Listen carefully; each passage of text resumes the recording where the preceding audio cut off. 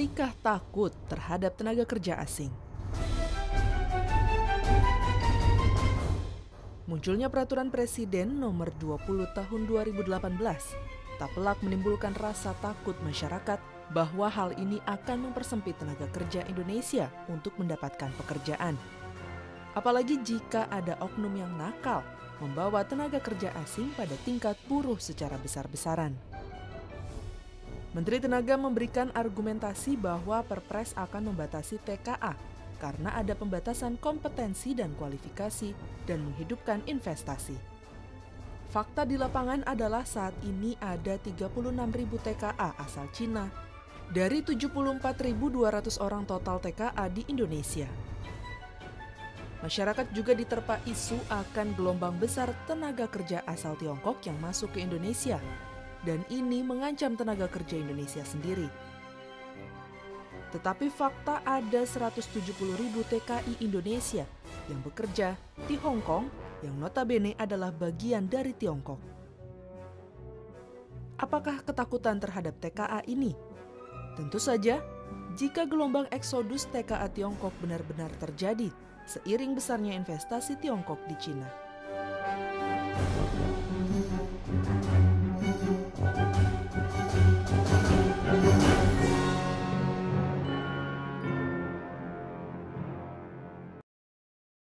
Halo, apa kabar pemirsa? Kita berjumpa dalam program Aspirasi, sebuah program yang mendiskusikan masalah-masalah yang menyangkut DPR RI. Aspirasi pada episode kali ini akan menyoroti masalah peraturan Presiden nomor 20 tahun 2018 tentang tenaga kerja asing di Indonesia bersama saya Medi Nugroho. Apakah Perpres ini membawa manfaat bagi negara atau mungkin sebaliknya? Kita akan membahasnya lebih lanjut bersama saya atau bersama kami narasumber yang sudah hadir di studio. Ibu Irma Suryani Caniago, anggota Komisi 9 DPR RI dari Fraksi Nasional Demokrat atau Nasdem dari Dapil Sumsel 2. Apa kabar Ibu? Baik, Alhamdulillah. Nah, dengan Perpres nomor 20 tahun 2018. Ya. Banyak sekali masyarakat yang khawatir bahwa akan ada eksodus besar-besaran tenaga kerja asing akan masuk ke Indonesia. Ibu sebagai partai yang pro pemerintah bisa mengklarifikasi? Iya, sebenarnya kan begini. Saya bukan sekedar anggota parlemen dari partai pro pemerintah, tapi saya adalah wakil rakyat.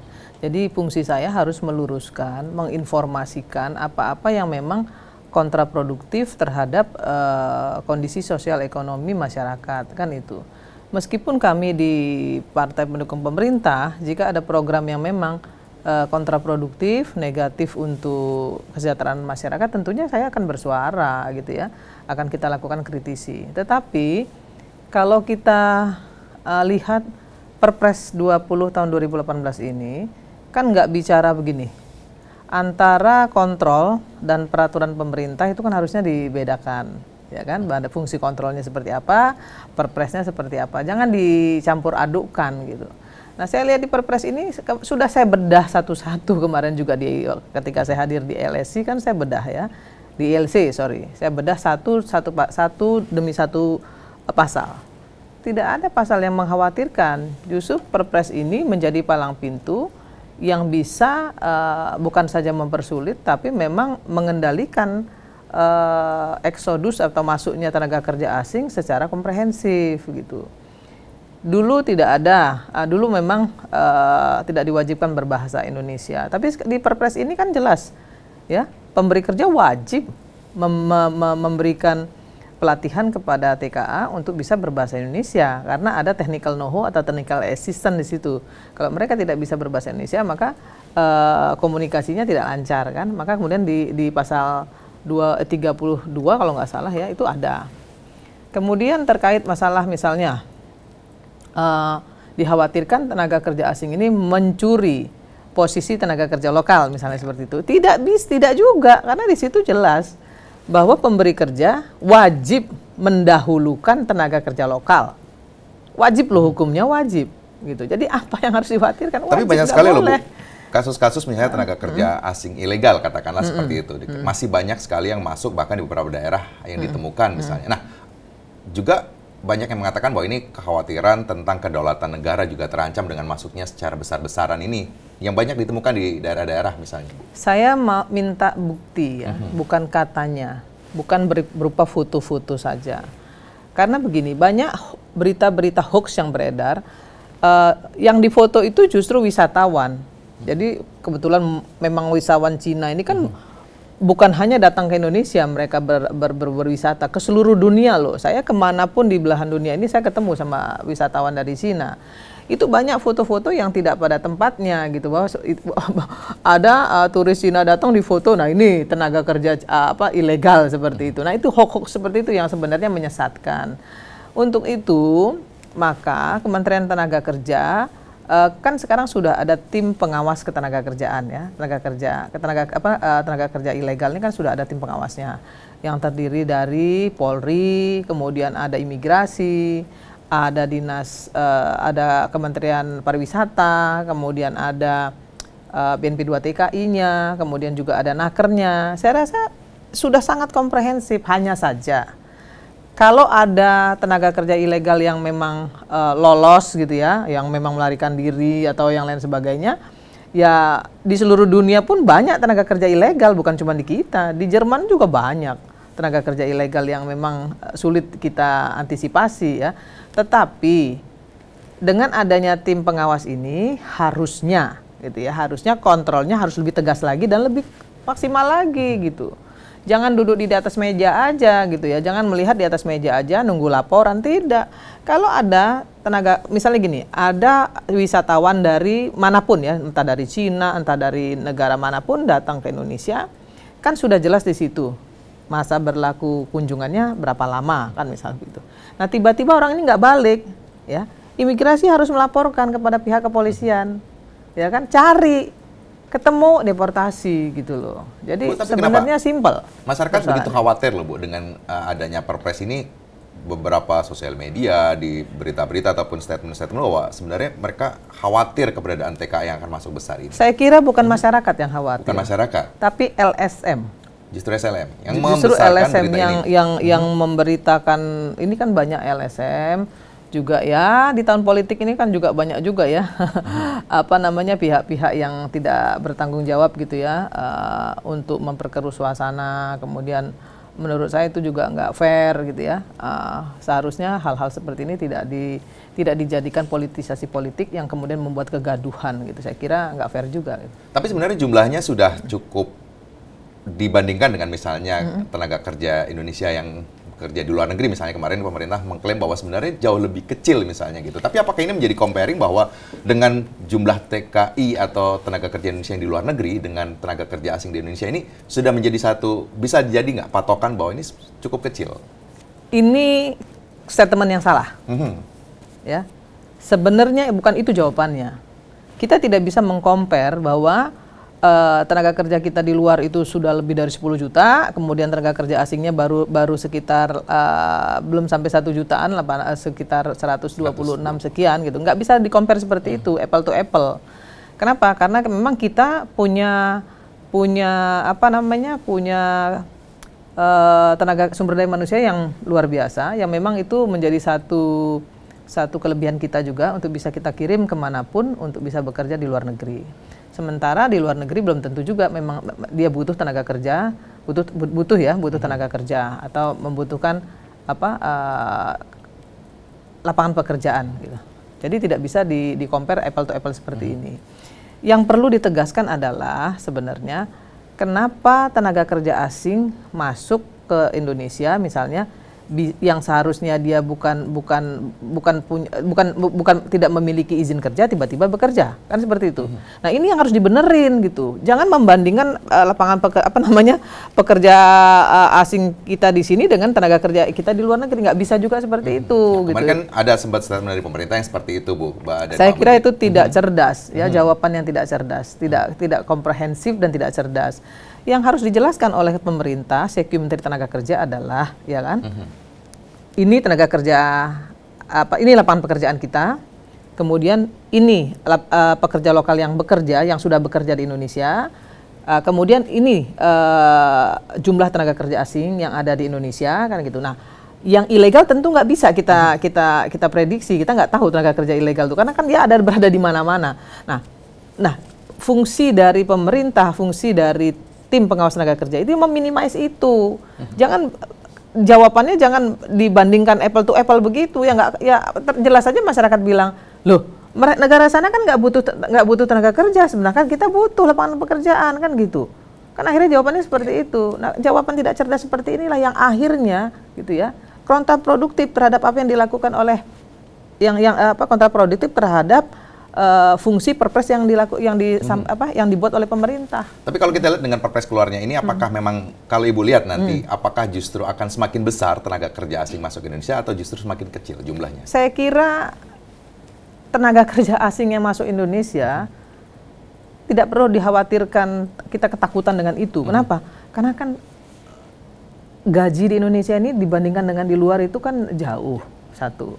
Yang kedua, pembatasan tenaga kerja asing masuk di Indonesia itu sudah jelas kok di perpres itu, ya, bahwa hanya yang dipermudah itu hanya level direksi, level pemegang saham, ya. Kemudian level yang memang posisi itu dibutuhkan oleh pemerintah, seperti contohnya e-commerce. Di kita kan belum begitu banyak. Nah, di e-commerce pun kalau memang dia di hire kemudian oleh pemberi kerja kita, kan harus didampingi dengan tenaga kerja lokal yang wajib dilakukan alih teknologi. Nah, ketika tenaga kerja kita sudah siap, maka yang tenaga kerja asing ini harus keluar. Itu jelas kok di perpres itu. Ini sudah jelas peraturannya. Ya. Nah, sebenarnya yang harus kita kawal, Komisi 9 komit untuk mengawal adalah peraturan menterinya gitu loh. Jadi kan biasa tuh perpres atau undang-undang tuh kadang-kadang ada yang masih bersayap. Nah, yang bersayap-bersayap inilah yang sebenarnya harus didetail di peraturan menterinya. Lah, peraturan menterinya belum keluar udah ribut. Nah, ini kan kelihatan sekali bahwa sebenarnya yang dicari bukan penyelesaian masalah, tapi justru malah ingin menimbulkan masalah gitu loh. Kalau yang ingin dicari adalah penyelesaian masalah, tunggu peraturan menterinya, panggil menterinya tabayun, tolong jelaskan, kan seperti itu sebenarnya, gitu. Bu, kalau kita lihat bagaimana sih sebenarnya proses pengawasan atau sudah sejauh mana pengawasan terhadap tenaga kerja asing di Indonesia? Tapi nanti dijawab Ibu ya, kita jeda dulu. Siap. Kita akan saksikan dulu video pendapat dari masyarakat berikut ini.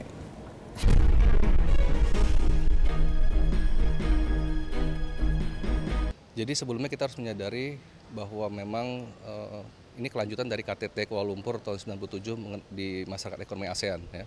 KTT ASEAN, dan dilanjutkan dengan KTT ASEAN tahun 2003 di Bali, di mana kita sebagai bagian dari negara ASEAN sudah setuju untuk adanya borderless tenaga kerja asing seluruh ASEAN, terutama ada 8 jenis jasa profesi di awalnya.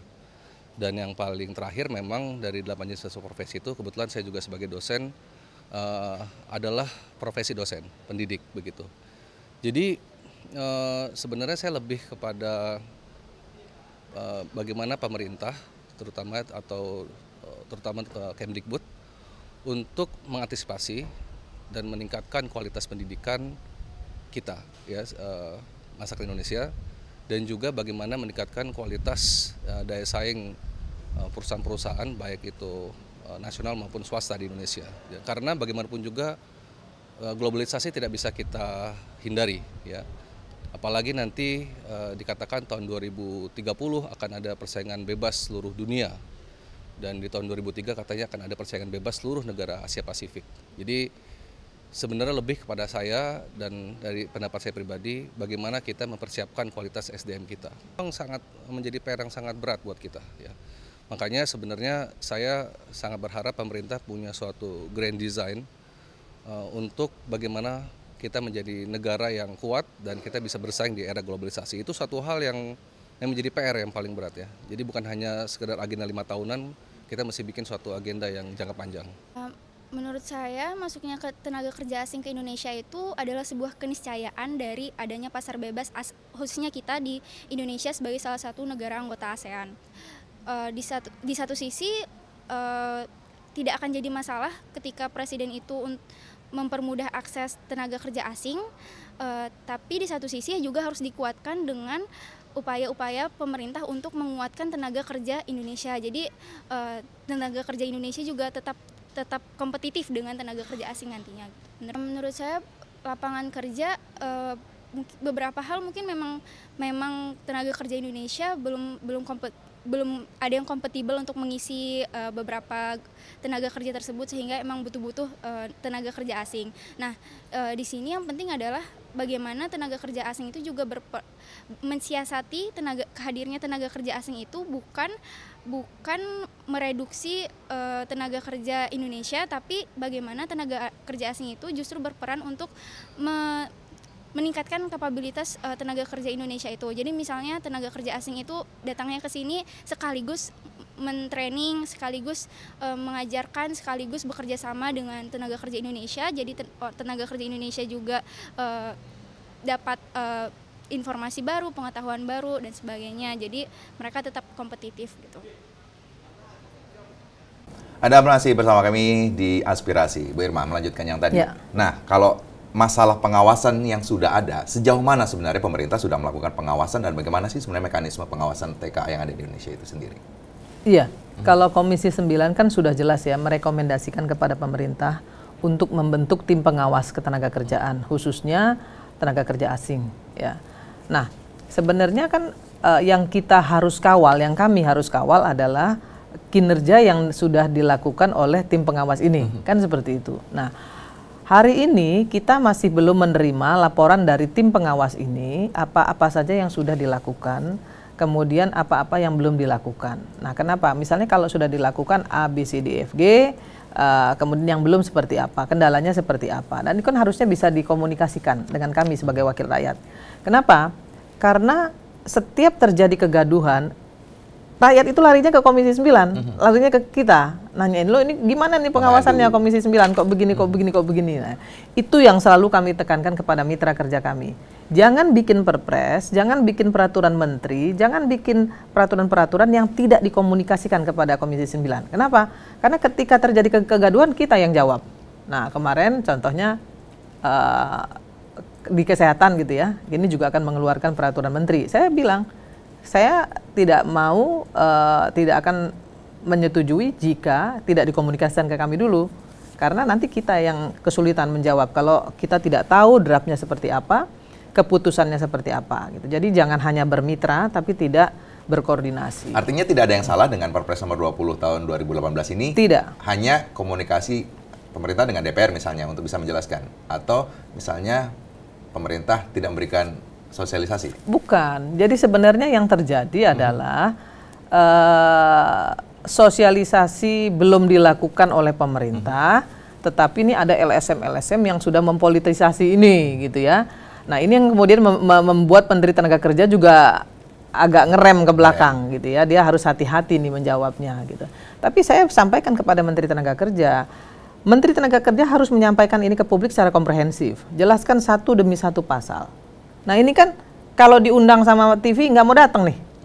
Ya kan, ini juga menjadi tanda tanya saya tanda tanya dan saya marahin tuh. Saya marah kok terus terang. Tidak memberikan secara jelas. Iya, saya marah. Kenapa yang datang hanya dirjennya? Kenapa sekjennya? Kenapa bukan menterinya? Kan ini juga ditanyakan oleh rakyat. Nah, saya bilang kepada menterinya, Anda yang harus hadir sehingga jelas pertanggungjawabannya gitu loh. Artinya Ibu melihat ini sebagai apa, Bu? Pada saat pemerintah diwakilkan oleh menteri sendiri tidak mau hadir, misalnya diundang oleh media untuk bisa menjelaskan. Ya, inilah yang membuat persepsi publik menjadi keliru gitu. Tapi alhamdulillah terakhir menteri mengatakan bahwa saya mengumpulkan dulu semua pendapat baru saya akan jawab secara komprehensif gitu. Itu jawaban menteri. Nah, menurut saya seharusnya sejak awal menteri sudah harus menyampaikan itu. Jangan gaduh dulu baru dijawab gitu. Nunggu rame. Iya. Nah, saya sebagai anggota wakil rakyat yang bertanggung jawab terhadap kemitraan saya dengan Kementerian Tenaga Kerja, ya jadi sasaran kan gitu ya. Jadi saya harus mendalami betul, menginvestasi betul bagaimana sebenarnya duduk soal di Perpres ini. Saya gali, saya investigasi dan saya jabarkan satu demi satu pasal. Mana pasal yang menjadi kegaduhan, mana pasal yang diberatkan, tolong sampaikan. Jangan jawabnya Buktinya ada TKA yang kerja di sana sekian banyak. Nah, sekarang saya bilang mana buktinya? Nah, kalau dikatakan bahwa perusahaan itu tidak mau memberikan bukti begini. Loh, kan ada, mereka masuk itu kan pakai IMTA. Mereka masuk itu kan pakai izin. Nggak mungkin juga lah ya imigrasi membiarkan orang masuk dan membahayakan negara ini. Saya kira belum gila lah gitu ya. Nah, tapi saya juga ingin sampaikan kepada pihak imigrasi, mohon maaf gitu, jangan pungutin recehan-recehan yang nggak karuan itu, gitu ya, jangan pungutin gitu ya. Tolong kedepankan rasa nasionalismenya, ya. Tolong juga anak buahnya di bawah ya harus tegas melakukan tindakan-tindakan yang seharusnya dilakukan oleh pihak imigrasi. Kalau memang dia tidak punya izin kerja, ya jangan kasih masuk. Nah, kalau dia memang tidak punya izin kerja kemudian dia kerja, nah Pemdanya juga harus bertanggung jawab.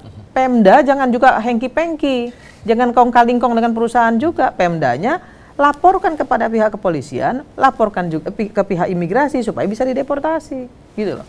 Nah, artinya jadi, butuh ketegasan dari pemerintah, dari pusat maupun perlu sampai tegas, daerah. perlu tegas.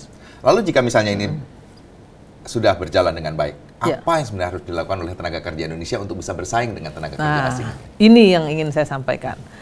Di RDP dengan Komisi 9, saya bicara dengan Pak Menteri. Pak Menteri harusnya bisa presentasi ke Presiden terkait masalah anggaran.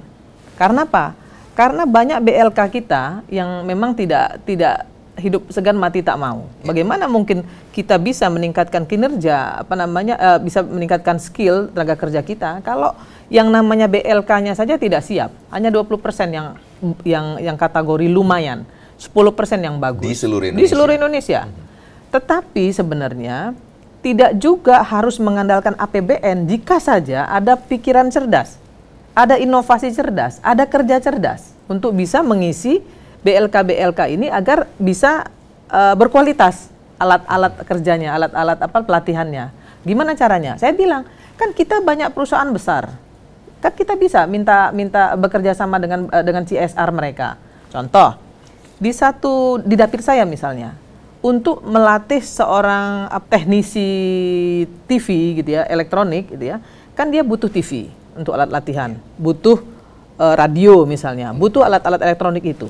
Nah, kan kita nggak bisa beli, nggak bisa nih pemerintah karena dananya nggak cukup misalnya kan, nggak bisa mengadakan itu. Sebenarnya Menteri bisa kok bekerja sama CSR, misalnya dari Mitsubishi, bisa dari LG, bisa dari mana-mana, bisa kerjasama. Tolong dong bantu, ya kan? Tolong dana CSR-nya bantu nih untuk alat latihan di BLKA misalnya begitu. Saya yakin nggak mungkin ada yang nolak kok. Saya yakin mereka semua mau membantu. Tapi artinya apa, Bu? Dengan sudah dikeluarkan Perpres ini kan artinya kan butuh waktu lama misalnya tenaga kerja Indonesia untuk bisa bersaing, sedangkan tenaga kerja asing sudah mulai masuk ke Indonesia dengan berbagai syarat. Saya katakan tidak ada kata terlambat. Tidak ada. Tidak ada kata terlambat. Semua harus kita mulai. Contoh, hari ini kenapa kita 5 tahun kalah 5 tahun ke depan dengan Malaysia? Karena infrastruktur kita berantakan semua. Bagaimana ekspor kita mau baik kalau infrastruktur jalannya tidak ada? Bagaimana petani mau mengangkut barangnya dari sawah pergi ke pasar jika jalannya belontang-belonteng, ya kan? Bagaimana petani bisa menghasilkan padi yang maksimal kalau cara bertaninya setelah padinya disabit, diambil, kemudian untuk merontokkannya masih pakai tangan? Masih manual. Iya. Loss-nya banyak. Yang tertinggal di bawah-bawah itu masih banyak. Kenapa? Karena hanya dipukul-pukul begini saja. Sementara orang lain sudah pakai mesin, kita masih dipukul-pukul. Ternyata dari informasi profesor, saya lupa kemarin, Pak Siswono Yudohusodo mengatakan bahwa yang loss dari dipukul-pukul itu, ya dari ketidakadaan teknologi untuk merontokkan padi itu hampir 11,8%. Cukup Tapi apakah tinggi. ini justru artinya bahwa tenaga kerja Indonesia bisa dibayar murah dibandingkan tenaga kerja asing? Oh tidak. Tidak boleh tenaga kerja kita dibayar murah sepanjang skillnya cukup. Tapi ada informasi seperti itu, Bu, tenaga kerja asing justru digajinya misalnya 15 juta. Nah, ini dia. Ini yang harus kita dudukkan soalnya.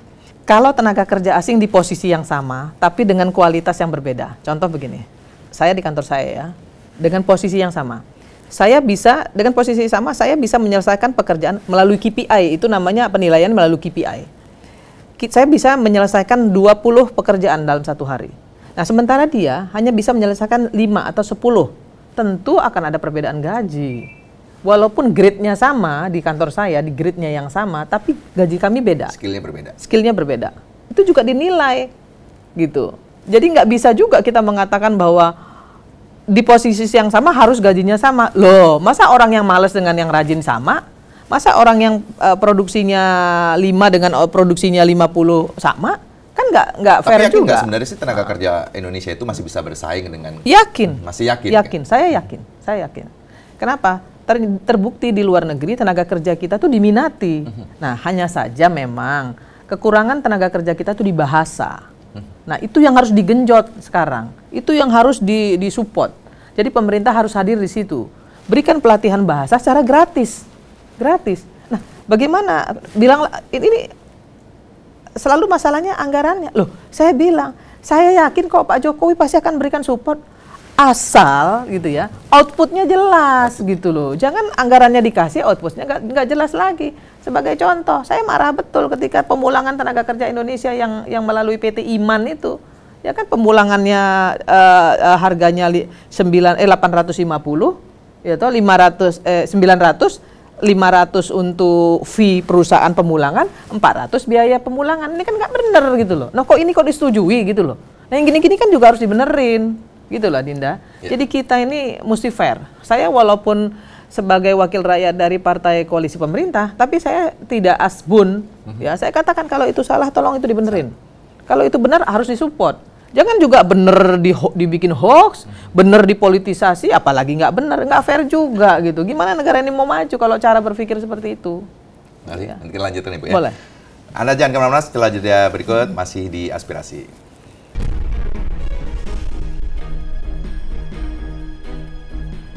Anda masih bersama kami di Aspirasi. Bu Irma, kalau kita lihat masalah tenaga kerja lokal, memang tadi Ibu mengatakan bahwa sebenarnya tidak perlu khawatir. Tapi sebenarnya bagaimana sih bisa menjamin bahwa tenaga kerja lokal ini bisa secure di negaranya sendiri? Sebenarnya persoalan itu nggak sulit, ya kan? Kalau ada komitmen dari semua pihak, baik pemerintah maupun oposisi, ya. Jadi kalau itu memang untuk kepentingan masyarakat, ya jangan dipolitisasi.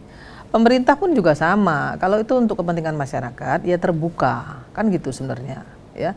Jadi saya lihat kalau saja Departemen Tenaga Kerja bekerja dengan baik, gitu ya, kemudian bertanggung jawab, ya, bahwa skill tenaga kerja kita ini bisa ditingkatkan, ya, bisa ditingkatkan. Masalahnya kan hanya sekedar bahasa sih sebenarnya. Bahasa. Loh, saya nggak yakin kok kalau misalnya dia minta Jokowi nggak kasih, pasti dikasih. Yang penting outputnya, gitu. Nah, ini kan selama ini Pak Jokowi marah-marah kan, ini dana keluar tapi hasilnya nggak ada, kan itu yang dimarahin Pak Jokowi, gitu. Itu jelas kan di beberapa waktu di beberapa ratas kan juga beliau menyampaikan itu. Ya harusnya menteri-menteri yang seperti itu malu dong, gitu ya. Kalau duduk di situ tapi nggak punya prestasi, tidak ada keluaran, tidak ada output yang jelas, mestinya mundur aja gitu. Kalau saya bilang begitu, ya. Harus seperti itu. Harus seperti itu gitu. Supaya apa? Supaya kepercayaan masyarakat terhadap dirinya sendiri juga itu juga bagus. Itu tanggung jawab dari pemerintah misalnya, dari menterinya misalnya. Nah, kalau saya lihat masih dari DPR nih. DPR sudah membentuk tim pengawas tenaga kerja asing. Nah, kemarin juga ramai sekali ada tanda tangan untuk membentuk Pansus Tenaga Kerja Asing. Nah, ini apa Bu? Ibu bisa menjelaskan? Saya kira yang ramai cuma 1-2 partai. 1-2 partai. Ya, yang lain enggak, gitu ya. Jadi pansusnya untuk apa? Bikin pansus itu kan harus ada reasoningnya, harus ada alasannya. Nah, sementara kalau kita lihat di Perpres itu sendiri, kan nggak ada yang mesti dikhawatirkan. Terus itu apa pansus? Gitu loh. Tapi artinya apa Bu, dengan kondisi seperti ini apakah memang ini sama-sama dari DPR? Kalau Ibu tadi ada beberapa fraksi saja yang bisa mengatakan untuk mengajukan pansus. Nah, di sisi lain sudah ada tim pengawas. Apakah sebenarnya sudah cukup dengan adanya tim pengawas itu sendiri? Satu, ya, yang ingin saya sampaikan. Pengawasan tenaga kerja ilegal, tenaga kerja asing ilegal loh ya. Kalau tenaga kerja asing yang legal nggak perlu kita khawatirkan. Yang tenaga kerja asing ilegal, itu kan sebenarnya harus ada komitmen dari semua pihak. Ya. Pertama ya tadi dari tim pengawas, pemerintah tentunya ya. Yang kedua juga masyarakat. Pemda juga punya peranan penting loh. Jangan salah, Pemda kan dengan otonomi daerah, mereka punya kewenangan. Nah, kalau ada di daerah di satu daerah yang kemudian disinyalir misalnya ada tenaga kerja asing yang tidak pada posisi sesuai dengan aturan pemerintah, Pemda harusnya lapor ke polisi, polisi lapor ke imigrasi, deportasi. Selesai kan sebenarnya. Nah, yang saya ingin katakan adalah Pemdanya hengki-pengki. Ini saya udah berapa kali ngulangin kata-kata ini, hengki-pengki. Kenapa kok ada tenaga kerja asing yang tidak sesuai dengan aturan pemerintah, kenapa didiemin aja? Ya, makanya LSM pada teriak-teriak misalnya seperti itu. Kan gitu. Artinya tapi apa? Kalau dikatakan bahwa ada banyak begini-begini, buktinya mana? Ada foto. Foto tuh nggak bisa dijadikan alat bukti, 1-2 orang difoto, nggak bisa kan? Gitu. Kan nggak bisa. Investigasi itu kan ada dasarnya. Kalau dia katakan saya sudah melakukan investigasi, apa bukti investigasinya? Dasarnya apa? Ukurannya apa? Kan gitu. Investigasi itu nggak bisa sekedar saya foto, dia datang saya foto. Orang lagi di pesawat banyak wisatawan Cina datang di foto. Oh ini Cina semua mau kerja di sana, kan nggak bisa juga. Kata dia udah ada juga yang mengatakan bahwa sudah diinvestigasi. Investigasi pakai apa? Kamu bisa nggak bahasa Cina? Nggak bisa. Kemudian tahu dari mana kalau mereka pekerja, bukan wisatawan, misalnya seperti itu. Tapi artinya kan apa? Ini harus dilakukan secara komprehensif, by data. Jangan ngomong tidak by data. Kalau 1-2 orang ditanyain, kamu tahu dari mana? Nggak, saya ngobrol dengan pramugarinya. Saya tanya, pramugarinya bisa bahasa Cina nggak? Ya kan? Nggak bisa. Dari mana dia tahu kalau dia pekerja? Nah seperti itu contohnya. Ini jangan dipolitisasi lah hal-hal seperti ini. Menurut saya artinya nggak fair. Dengan isu ataupun persoalan ini tidak perlu khawatirkah dengan kondisi misalnya dikeluarkannya Perpres nomor Justru 20 Perpres ini menjadi palang pintu masuknya tenaga kerja ilegal. Itu palang pintu menurut saya dengan pasal-pasal yang sudah ada sekarang ini. Hanya saja untuk lebih memaksimalkan palang pintu ini kita tunggu peraturan menterinya. Nah, saya selalu bilang dengan Menaker, jangan lama-lama bikin peraturan menteri gitu loh. Ini kadang-kadang saya juga menjadi tanda tanya juga bagi saya ketika kok bikin peraturan menterinya lama banget gitu loh. Contoh ya, kita kan Komisi 9 sudah menyelesaikan Undang-Undang PPILN, Pekerja Indonesia Luar Negeri. Sampai hari ini aja peraturan menterinya belum turun. Memang ada waktu satu tahun, diberi waktu 1 tahun. Tapi kan kalau lebih cepat lebih bagus supaya peraturan undang-undang ini bisa berjalan ya dengan komprehensif gitu. Nah sekarang saya tanya, apa sih masalahnya kok peraturan menterinya susah banget keluarnya? Jadi saya terus terang bagi saya juga menjadi tanda tanya besar. Lalu artinya apa Bu? Dengan kondisi Perpresnya oke, tidak ada masalah. Dari sisi Pansus juga ini sebenarnya tahun politik misalnya. Tapi di sisi lain misalnya pemerintah dalam hal ini menteri mengeluarkan peraturan menterinya saja lama. Artinya apa sikap dari Komisi 9 sendiri dengan ya kami sampaikan kepada menteri, sudah kami sampaikan tolong segera peraturan menterinya gitu. Ya, sudah kami sampaikan. Dan sampai saat ini menteri belum bisa memberikan. Menteri bilang sudah dikerjakan sampai sekarang juga belum keluar. Ini kan membuat masyarakat bingung nih, gitu ya. Ini harusnya menterinya nih saya bingung juga nih menjawabnya. Ya harusnya menterinya segera keluarkan peraturan menterinya karena setiap regulasi peraturan pemerintah atau peraturan presiden itu kan ada turunannya. Turunannya itu didetail melalui peraturan menteri. Nah, akan menjadi maksimal, akan menjadi bermanfaat, akan menjadi baik ketika peraturan menterinya segera turun gitu, sehingga tidak menjadi perdebatan, ya kan, debat kusir yang nggak karu-karuan gitu loh. Karena apa? Karena peraturan menterinya sudah ada. Gitu. Kalau di peraturan menteri tadi nanti ada hal-hal yang memang kurang tepat kan bisa dikomunikasikan. Komisi 9 bisa panggil menterinya untuk ini nggak benar nih, ini harus direvisi kan begitu. Tapi karena peraturan menterinya belum ada, apa yang harus direvisi?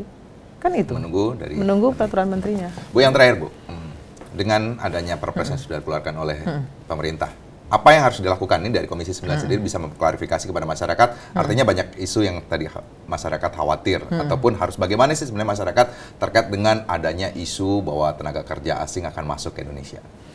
Gini deh, seharusnya hari ini Kementerian Tenaga Kerja membuktikan kinerjanya dengan memberikan servis, memberikan support kepada tenaga kerja Indonesia dalam rangka meningkatkan skill, ya kan?